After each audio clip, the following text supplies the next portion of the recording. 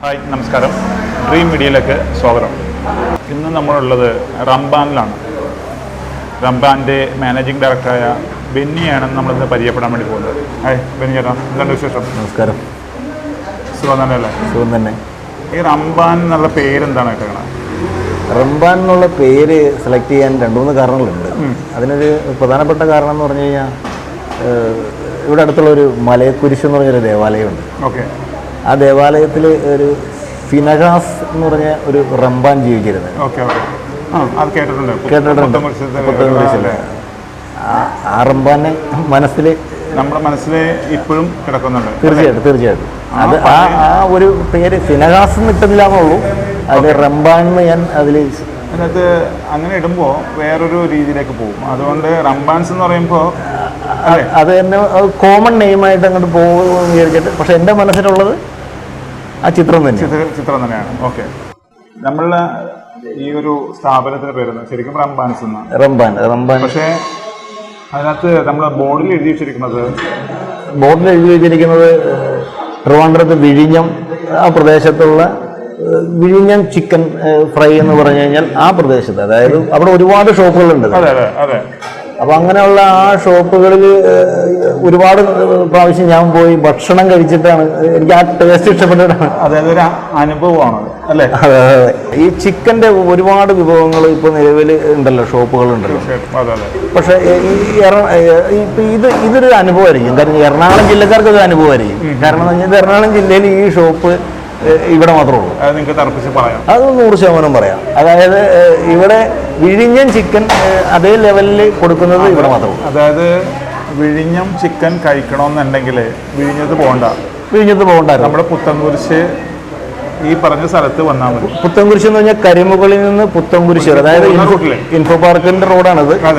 കരിമുകളത്ത്, അതായത് എറണാകുളത്ത് നിന്ന് ഇൻഫോ പാർക്ക് വഴി വരുമ്പോൾ കരിമുകളിൽ നിന്ന് പുത്തൻകുരിശ് റോഡ് ഷോർട്ട് കട്ട് അല്ല, മെയിൻ റോഡ് തന്നെയാണ്. മെയിൻ റോഡ് തന്നെ. അതിൽ വടയംപാത്തുമല എന്ന് പറഞ്ഞൊരു ഈ സ്ഥലത്തിന്റെ പേരാണ് വടയംപാത്തുമല. ഇവിടെ ഒരു വ്യൂ പോയിന്റ് ഉണ്ട്. ഈ സ്ഥാപനം ഇരിക്കുന്ന ഒരു വ്യൂ പോയിന്റ് ഇവിടെ മെയിനിലൊരു പോയാൽ അറിയാൻ പറ്റും. വ്യൂ പോയിന്റ് ഉണ്ട്. ഇവിടെ ഇപ്പൊ പാർക്ക് വരാൻ പോണു. അതായത് നമ്മളെ സ്പെഷ്യലൈസ് ചെയ്യുന്നത് വിഴിഞ്ഞം ചിക്കനാണ് ഇവിടെ ഉള്ളത്. വിഴിഞ്ഞം ചിക്കനും പൊറോട്ടയും ചപ്പാത്തിയും ചിലകൾ ഞാൻ അപ്പവും ഒക്കെ കൊണ്ടുവന്ന് വെച്ചായിരുന്നു. പക്ഷെ ഈ ഇതിൽ ഏറ്റവും വലിയ കോംബോ എന്ന് പറഞ്ഞു കഴിഞ്ഞാൽ പൊറോട്ട തന്നെയാണ്. അല്ല, ഇതിനൊരു കോമ്പിനേഷൻ ശരിക്കും പറഞ്ഞാണെങ്കിൽ പൊറോട്ടയും ഈ ചിക്കനുമാണ്. അതെ. അപ്പം ഇതിൽ ഞാൻ ഇതിങ്ങനെ ഇവിടെ കൊണ്ടുവന്ന് ഇതിങ്ങനെ ഒരു സ്ഥാപനം ഇടുമ്പോൾ എൻ്റെ മുന്നിൽ ഏറ്റവും കൂടുതൽ വെല്ലുവിളിയായിട്ടിരുന്നത് ഈ പൊറോട്ടയാണ്. പൊറോട്ട ഒരു മനുഷ്യൻ എത്രത്തോളം കഴിക്കും എന്നുള്ളതിനെ കുറിച്ചൊക്കെ നമുക്ക് പൊറോട്ടയോട് ഒരു താല്പര്യക്കുറവുണ്ട് പൊതുവെ. അപ്പം പക്ഷേ എനിക്ക് ഇവിടെ ഈ സ്ഥാപനം തുടങ്ങി അത് 10 ദിവസമൊക്കെ കഴിഞ്ഞ് കഴിയുമ്പോൾ എനിക്ക് മനസ്സിലായി ജനങ്ങളിത് അംഗീകരിച്ചു തുടങ്ങി. നമുക്ക് ശരിക്കും മനസ്സിലാക്കാൻ പറ്റി ഈ പൊറോട്ട എന്ന് കേൾക്കുമ്പോൾ പൊറോട്ടയ്ക്ക് നമ്മൾ ഉപയോഗിക്കുന്ന ആ ക്വാളിറ്റിയും എല്ലാ കാര്യങ്ങളും നമ്മൾ മെയിൻറ്റെയിൻ ചെയ്തായിരുന്നു. അപ്പം അതുകൊണ്ട് ഇപ്പോൾ പൊറോട്ട സാധാരണ പൊറോട്ട കഴിക്കാത്തവർ വരെയും ഇവിടെ വന്നിട്ട് പൊറോട്ട വാങ്ങിക്കുന്നുണ്ട്, കഴിക്കുന്നുണ്ട്, പിന്നെയും ചോദിച്ച് വാങ്ങുന്നുമുണ്ട്. ഒരു മാസം കഴിഞ്ഞിട്ടേ ഉള്ളൂ. ഒരു മാസം കഴിഞ്ഞ് 3 ദിവസമായിട്ടുള്ള ഈ ഇത്രയും ദിവസത്തെ ഒരു ബിസിനസ് ഇപ്പോൾ നോക്കുമ്പോൾ ഇവിടെ വന്നിരിക്കുന്ന കസ്റ്റമറിൻ്റെ എത്രത്തോളമാണ് അവരുടെ സാറ്റിസ്ഫാക്ഷൻ? ഇവിടെ ലാഭവും നഷ്ടത്തെക്കുറിച്ചല്ല ഞാൻ ചിന്തിക്കണം. ഞാനൊരു സംരംഭം തുടങ്ങണമെന്ന് ആഗ്രഹിച്ചു. അതിലൊരു വെറൈറ്റി വേണമെന്ന് ആഗ്രഹിച്ചു. അപ്പോൾ ആ വെറൈറ്റി എനിക്കിഷ്ടപ്പെട്ടൊരു ഭക്ഷണം ഇവിടെ സ്ഥിരമായി കുറച്ച് ആൾക്കാർക്ക് ഇഷ്ടപ്പെടുന്നുണ്ട് എന്നതാണ് എനിക്ക് ഏറ്റവും കൂടുതൽ സന്തോഷം. അതെ. അത് ബെന്നിച്ചേട്ടൻ പറയുമ്പോൾ തന്നെ ബെന്നിച്ചേട്ടൻ്റെ ആ മുഖത്തുള്ള സന്തോഷം, അത് സന്തോഷം തന്നെയാണ്. അത് ഈ എറണാകുളം ജില്ലയിൽ ഈ വിഴിഞ്ഞം ചിക്കൻ കിട്ടുന്ന ഒരു കട എന്ന് പറയുന്നത് ഇവിടെ മാത്രമേ ഉള്ളൂ എന്നാണ് എൻ്റെ ഒരു വിശ്വാസം. ഞാൻ എറണാകുളത്ത് പല റെസ്റ്റോറൻറ്റുകളിൽ നിന്നും ഹോട്ടലുകളിൽ നിന്നൊക്കെ ഭക്ഷണം കഴിച്ചിട്ടുണ്ടെങ്കിലും ഈ വിഴിഞ്ഞം ചിക്കൻ നമുക്ക് കിട്ടുന്നത് ഇവിടെ നിന്നാണ്. ഞാൻ എൻ്റെ ഫാമിലിയായിട്ടും അല്ലാതെയും ഇവിടെ വന്ന് കഴിച്ചിട്ടുണ്ട്. നല്ല ടേസ്റ്റി ആയിട്ടുള്ള ഭക്ഷണമാണ് നമുക്ക് ഇവിടുന്ന്. ഫുഡ് നന്നായിരുന്നു. ഞാൻ ഇൻസ്റ്റയിലൊക്കെ ഇത് കണ്ടിട്ടുണ്ട്. ഈ അഫ്സൽ ഹോട്ടലിൽ മറ്റേ ചിക്കൻ. അപ്പോൾ ഞാനത് കഴിക്കണമെന്നാണ് ചെയ്യുന്നത്. പക്ഷേ ഇവിടെ വന്നപ്പോഴാണ് ഞാൻ പിന്നെ കണ്ടപ്പോൾ ഓർഡർ ചെയ്തത്. നല്ലായിരുന്നു. നല്ലായിരുന്നു. എല്ലാവർക്കും ഇഷ്ടപ്പെട്ടു. ഫസ്റ്റ് ടൈമാണ് സാർ. ഞാൻ വരുന്ന കസ്റ്റമർ എനിക്ക് കൊണ്ടുവന്ന് അവരെ കഴിച്ചതിൻ്റെ ഭക്ഷണത്തിൻ്റെ പൈസ തരുമ്പോൾ അവർക്ക് അവർ ആ കഴിച്ചിട്ട് ആ കിട്ടുന്ന ഒരു സന്തോഷമുണ്ട്, അവർക്ക് സംതൃപ്തി. അത് അവരുടെ ആ ഫീല് ആണ് നമുക്ക് പൈസയേക്കാൾ വലുത്.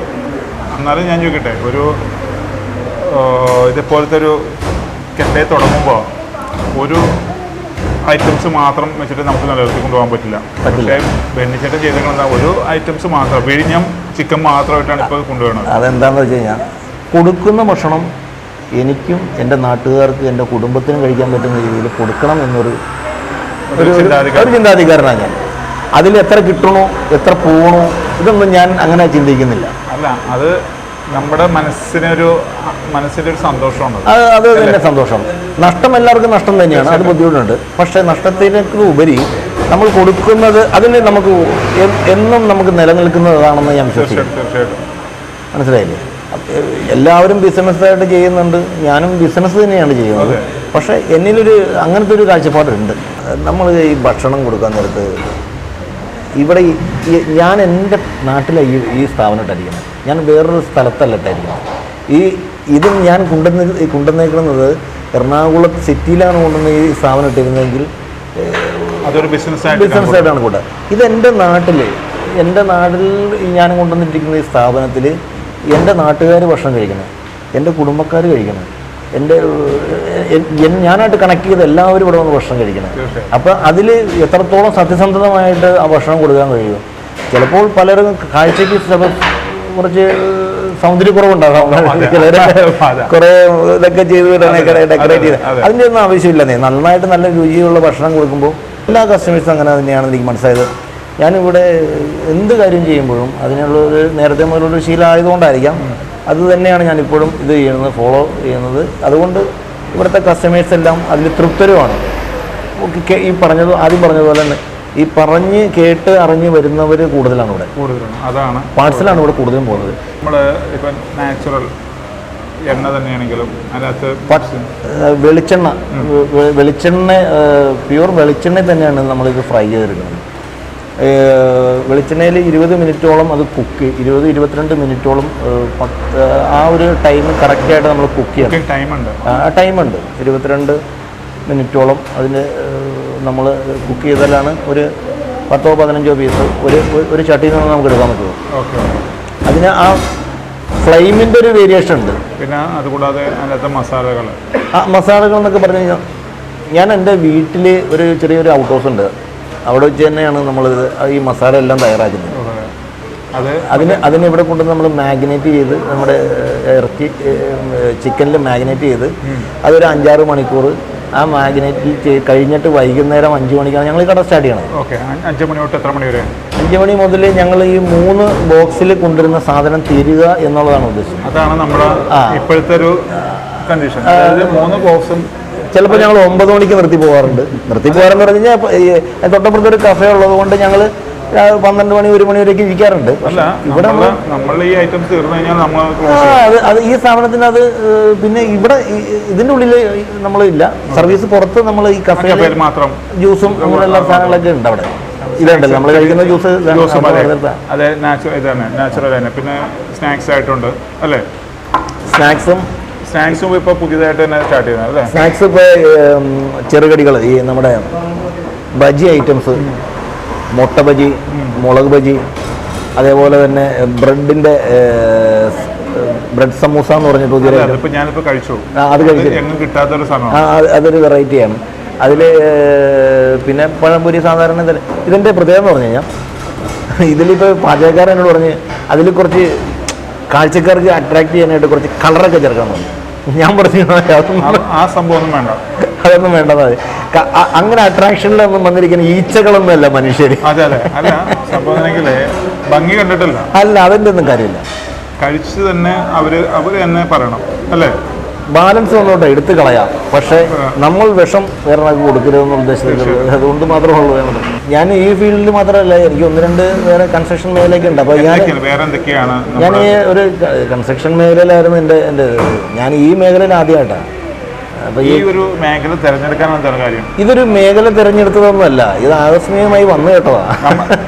നമ്മൾ അങ്ങനെ ആയിപ്പോയി. അതായത് എന്തെങ്കിലും ഒരു ചെറിയ സംരംഭം, ഒരു ചെറിയൊരു സംരംഭം, അതായത് നമ്മൾ ഇങ്ങനെ ഒരു ഐഡിയ, അത് ആർക്കും ബുദ്ധിമുട്ടില്ലായിരുന്നു. നമ്മളിത് ചെയ്തത് കൊണ്ട് ഇപ്പോൾ അടുത്തൊരു ഷോപ്പ് അപ്പുറം ഉള്ളത് കൊണ്ട് അവനൊരു വെല്ലുവിളി, അങ്ങനെയൊന്നും വേണ്ട.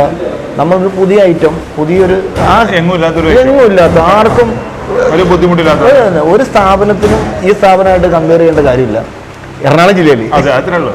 അതെ, അത് തന്നെയാണല്ലോ പറഞ്ഞത്. ഇപ്പോൾ ബെനിച്ചേട്ടൻ ആദ്യം തന്നെ പറഞ്ഞു, എറണാകുളം ജില്ലയിൽ ഇവിടെ മാത്രമേ ഉള്ളൂ കിട്ടുള്ളൂ.